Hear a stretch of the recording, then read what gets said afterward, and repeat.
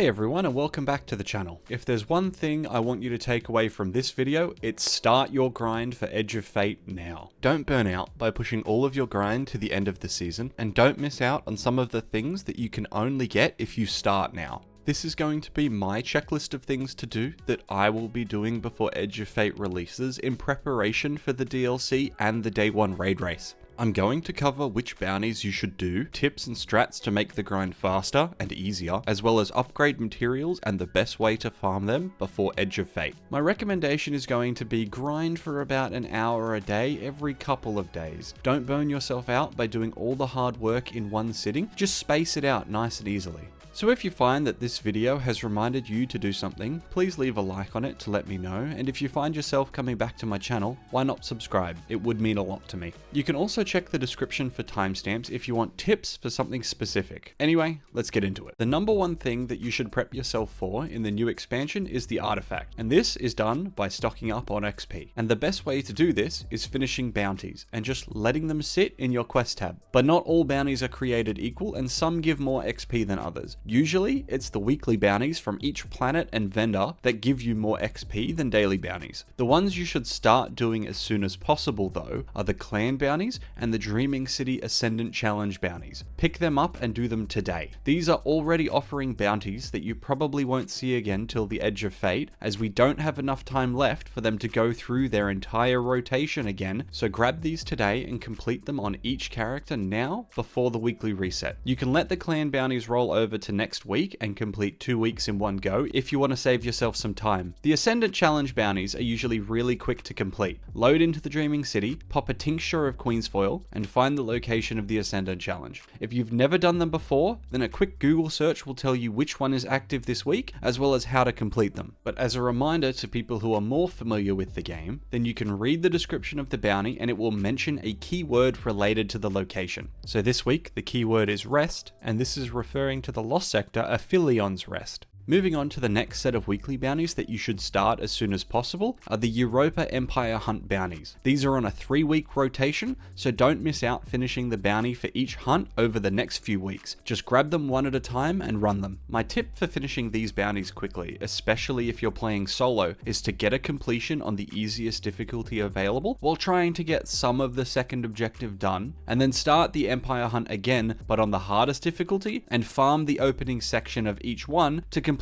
the second objective on the bounty. From here, the remaining weekly bounties you should grab and complete with no specific urgency are the Neomuna Weekly for the Vex Incursion, Europa Weeklies for doing the Lost Sector and public events, Cosmodrome Weeklies for doing public events and getting kills with each energy type, Dares of Eternity on expert mode with some bonus objectives, the Dreaming City Blind Well bounty, and the Moon Weeklies. The Moon actually has 4 weekly bounties, 2 more than most people would expect, because they forget about the Lectern of Enchantment. In addition to the 2 that Eris offer, the Lectern also has 2 specifically focused on nightmares. If you visit the Lectern next to her, you can quite easily complete them at the same time, so grab them as well as the ones from Eris. While you're working on the weekly bounties for each planet, you should grab some of the daily bounties and complete them at the same time. This will be far more efficient and save you some time and effort later if you combine the grind for both the weekly bounties and the daily bounties. We also received confirmation from Bungie in the most recent TWAB that planetary bounties are going to be sticking around when Edge of Fate drops, so these are going to be an easy source of XP to fill out your remaining bounty slots. These include bounties from Nessus, Cosmodrome, EDZ, Dreaming City, Europa, Neomuna, Moon, and the Throne World.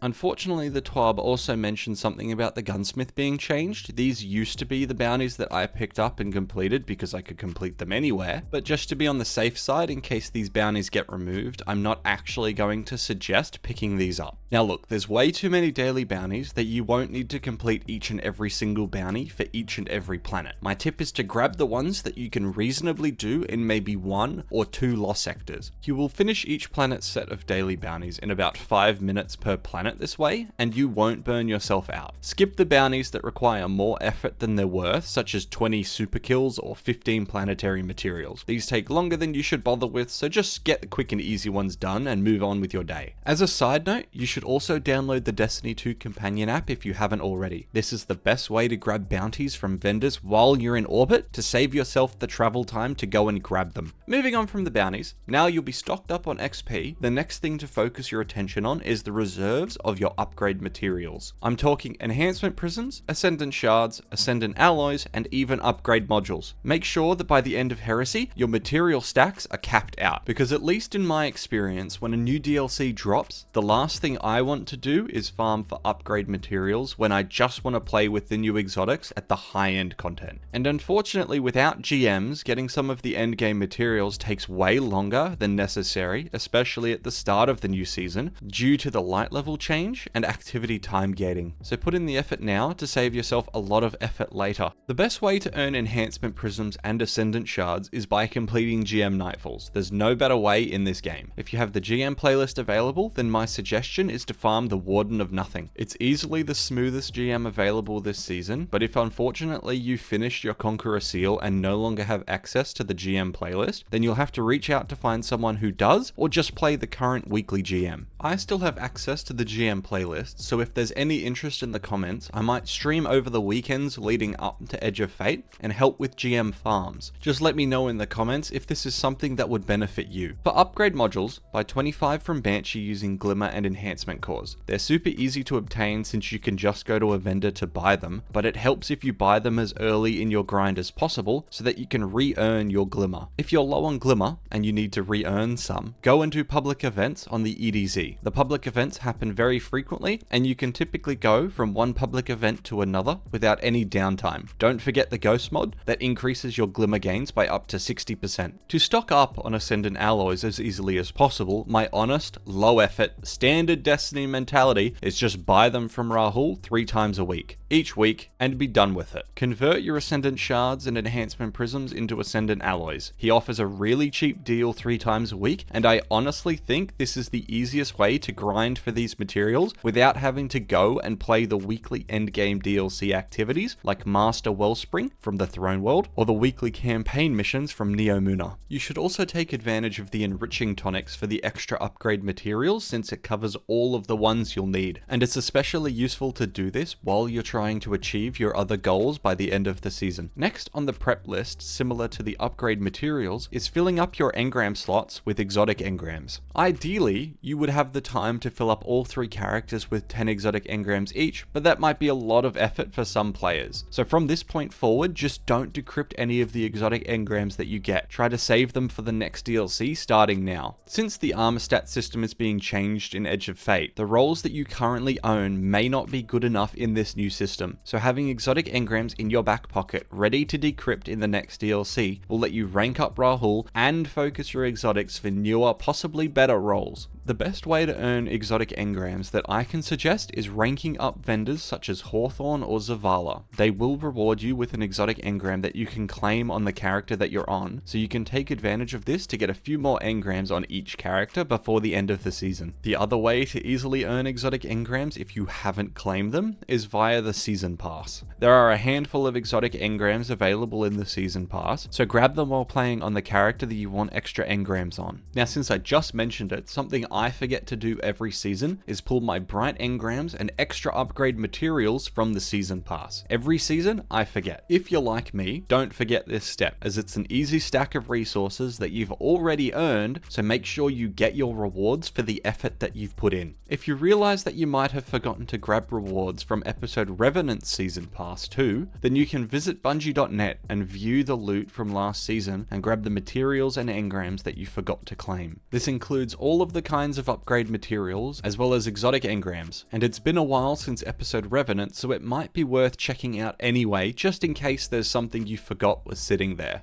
On the topic of bright engrams, make sure to finish the large pile of bright dust from the seasonal challenges. If you're going around the game completing bounties and activities, you might complete some of the extra challenges you were missing. So just stay on top of this so you don't miss out. It's also part of the reason why I said start now, because some of the seasonal challenges require you to play the weekly rotating Crucible playlist, which as the name implies, rotates weekly. Now, one of the last things on my checklist to do before the DLC is to take the opportunity and finish off any remaining quests, triumphs, and seals from this year's set of episodes. Now, if you haven't already, then you should at least get to the stage where you can get your hands on each of the exotic weapons from each episode. Every weapon was excellent and are still fun to pull out and use in basically every level of content, including PvP. Choir of One still packs a punch with its hipfire mode, Slayer's Fang has been insane for PvP, and this season we have Barrow Dyad, which has been making waves in the DPS meta, especially on Titans. And while you're completing the quest lines, don't forget to use up all of your seasonal engrams. You're going to lose them at the start of the new DLC anyway, so don't let them go to waste. Just make sure to use them to roll for random weapons if there's no specific god roll that you're looking for. It's often cheaper to roll for a random item than to focus. It might even give you a good opportunity to earn some extra enhancement cores for dismantling legendary gear, which can be useful if you're low on those.